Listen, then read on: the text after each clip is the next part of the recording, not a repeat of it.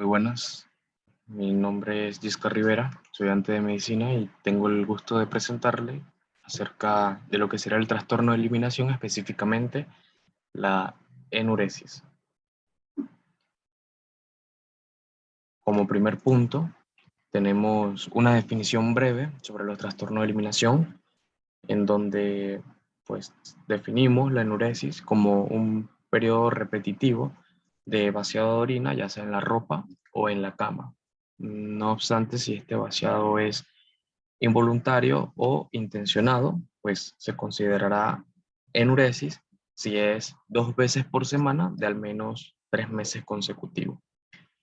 Y también pues puede causar lo que sería clínicamente malestares, alterando así la función social o académica del niño. Dentro de las clasificaciones podemos clasificarla o diagnosticarla más bien con dos tipos de manual. El primero sería el DSM-5, en donde pues vamos a tener varios ítems o varios puntos para clasificarla, una clasificación diagnóstica, para la redundancia, en donde debemos tener una emisión repetida de orina en la cama o en la vestimenta, sea involuntaria o intencionada. También, pues, que el comportamiento debe ser clínicamente significativo, manifestándose, como lo mencioné hace unos minutos, de 2 episodios semanales durante al menos 3 meses consecutivos y o presentar lo que serían malestares clínicamente significativos que produzcan así un deterioro social, académico, en el caso de los adultos, pues laboral, o de otras áreas importantes de la actividad del paciente.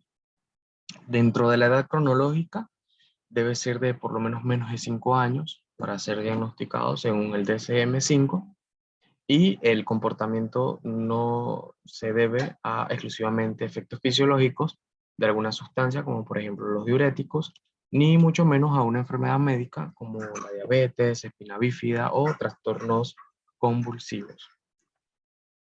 Antes de pasar pues a los tipos de enuresis, vamos a mencionar lo que sería, cómo se realizaría el diagnóstico de enuresis de acuerdo al CIE-10, en donde tenemos que pues no existe, o para ellos no existe, una línea de separación clara entre las variaciones normales en la edad de adquisición del control vesical y el trastorno enurético. Sin embargo, la enuresis por lo general no debe diagnosticarse en niños menores de 5 años o con una edad mental menor a 4 años. En ocasiones, según el CIE-10, puede existir una enuresis transitoria como consecuencia de una cistitis o una poliuria, como sería en el caso de la diabetes. Sin embargo, esto no explica la enuresis que persiste después de que pues, la infección haya remitido. Tampoco es raro que en una cistitis sea secundaria a una enuresis debido a que la infección ascendente en el tracto urinario, usualmente en niñas, puede ser a consecuencia de la humedad persistente. Entonces, dentro de los tipos de enuresis, vamos a tener 3 tipos, que serían la solo nocturna, la solo diurna o un patrón mixto, en donde la solo nocturna es la más frecuente de las tres y usualmente pues se da en el periodo REM del sueño, en donde el niño puede recordar que su sueño implicaba el acto de orinar. En la solo diurna es muy importante mencionar que es más frecuente en mujeres que en hombres y es poco frecuente después de los 9 años. Solamente se dan en horas de vigilia y se dividen en 2 grupos. En la incontinencia por urgencia, en donde se sufre pues, una enuresis caracterizada por síntomas súbitos de urgencia e inestabilidad del músculo detrusor de la vejiga, lo cual pues, puede corroborarse con una cistometría. Y el aplazamiento del vaciado, que difiere conscientemente la misión hasta que se produce la incontinencia. En el otro punto tenemos un patrón mixto, que pues sería más bien la combinación de los dos anteriores. En conclusión, pues tenemos que la nocturna es más común, es más frecuente, y la diurna es más frecuente en mujeres que en hombres. Desde un punto epidemiológico, la prevalencia de la enuresis decrece con la edad. Esto quiere decir que en niños de 2 años aproximadamente vamos a ver un 82% de enuresis o presencia. Y a medida que vamos aumentando, cuando ya estamos en un rango de edad de 5 años, disminuye a un 7%. Sin embargo, pues estas tasas de prevalencia van a depender de a qué población se está estudiando y la tolerancia de los síntomas de las diferentes culturas y grupos pues, socioeconómicos.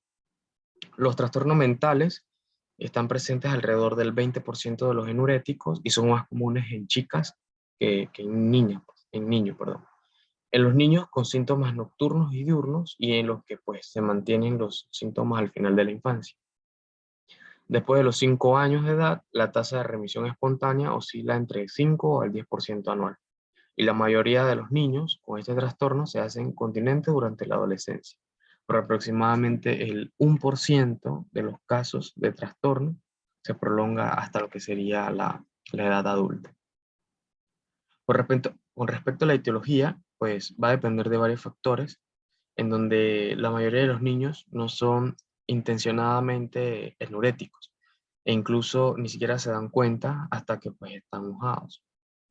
El control normal de la vejiga se adquiere gradualmente y se ve influido por el desarrollo neuromuscular o cognitivo y por factores socioemocionales, como por ejemplo el estrés, por hábitos higiénicos y también por algunos factores genéticos, ya que la alteración en una o más de estas áreas puede retrasar lo que sería la continencia urinaria. Aproximadamente el 75% de los niños con enuresis tienen un familiar biológico de primer grado, ya sea la mamá o el papá, que tienen historia de haber sufrido este trastorno. Por lo tanto, ellos tienen de 5 a 7 veces una predisposición de mayor a sufrir este trastorno de enuresis. Existe una alta sospecha de que sea más que nada un componente genético lo que afecte en este trastorno. Con respecto al curso y pronóstico de la enuresis, en la literatura pues se han descrito dos tipos de cursos de enuresis, como el tipo primario, en el que el sujeto nunca ha alcanzado la continencia urinaria, y un tipo secundario, en el que el trastorno se desarrolla después de un periodo de continencia urinaria establecida.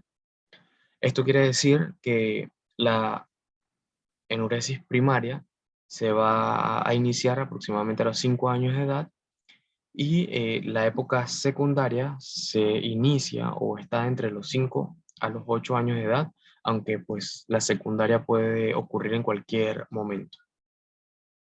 La mayoría de los niños enuréticos describen sus síntomas como desagradables y cuando llegan a ser continentes tienen un aumento de la autoestima y una mejoría de la confianza social. Las recaídas se dan en enuréticos que se han vuelto continentes espontáneamente y en los que están siendo tratados. Entre las dificultades emocionales y sociales significativas de los niños enuréticos se incluyen lo que sería la mala autoimagen, baja autoestima, vergüenza, una restricción social y así como marcados conflictos intrafamiliares.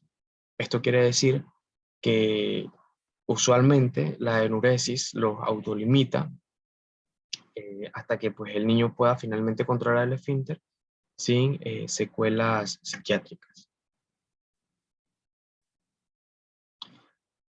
Con respecto a la evaluación, diagnóstico y recomendaciones generales, tenemos que el médico deberá realizar una historia clínica médica completa, incluyendo la exploración de los siguientes pasos.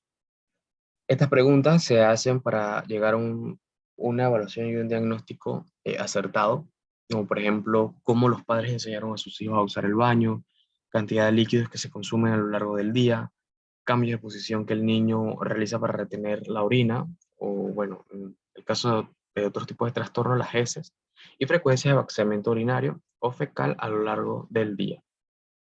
Un diario es muy importante tenerlo como indispensable para así tener un pronóstico certero de al menos 2 semanas posterior a su visita inicial. También, en caso de que pues, se descarten o lo que se llaman los urinálisis y los urocultivos salgan normales, se envían lo que sería una urografía excretora con placa abdominal postmiccial para así descartar si el niño pues está padeciendo alguna litiasis renouretal o alteraciones morfológicas y fisiológicas de los uréteres o de la vejiga. Con respecto al tratamiento, pues el objetivo principal es la reducción de la producción nocturna de orina, incrementar la osmolaridad urinaria y disminuir el tono del detrusor de la vejiga, así incrementando lo que sería el tono del esfínter. La producción nocturna de la orina puede disminuirse e incrementar la osmolaridad, disminuyendo con ambas cosas el llenado de la vejiga con el uso de la desmopresina, que sería un agonista de la vasopresina. A pesar de que las indicaciones de la enuresis han sido recientemente eh, retirado del todo los aerosoles nasales debido a su alta incidencia en lo que serían efectos colaterales, especialmente como la hiponatremia y convulsiones. Los agentes tricíclicos, típicamente la imipramina, aprobado por la FDA en niños mayores de 6 años, incrementa la osmolaridad urinaria y disminuye así el tono del detrusor, incrementando lo que sería el tono del esfínter vesical. En la siguiente imagen tenemos un algoritmo en donde pues es más que nada como un protocolo de enuresis, en donde se va a descartar varios puntos y así lograr con éxito lo que sería el tratamiento. Y bueno, como conclusión, antes de finalizar, tenemos varios puntos que mencionar, como por ejemplo que para diagnosticar enuresis tienen que presentarse síntomas entre 2 veces por semana, al menos en los 3 últimos meses consecutivos, y debe ser en pacientes mayores de 5 años. También que tenemos dos tipos, el nocturno y el diurno, siendo el nocturno más frecuente y el diurno más frecuente en mujeres. También tenemos que se puede clasificar en primario o secundario, siendo el primario alrededor de los 5 años y el secundario entre los 5 a los 8 años o después de que el niño haya producido pues lo que sería una continencia o una continencia espontánea, ¿no? Más que nada en niños tratados. Y el tratamiento, pues, tiene como finalidad o como objetivo disminuir lo que sería la producción nocturna de orina e incrementar la osmolaridad para así evitar, pues, lo que sería la enuresis. Muchas gracias.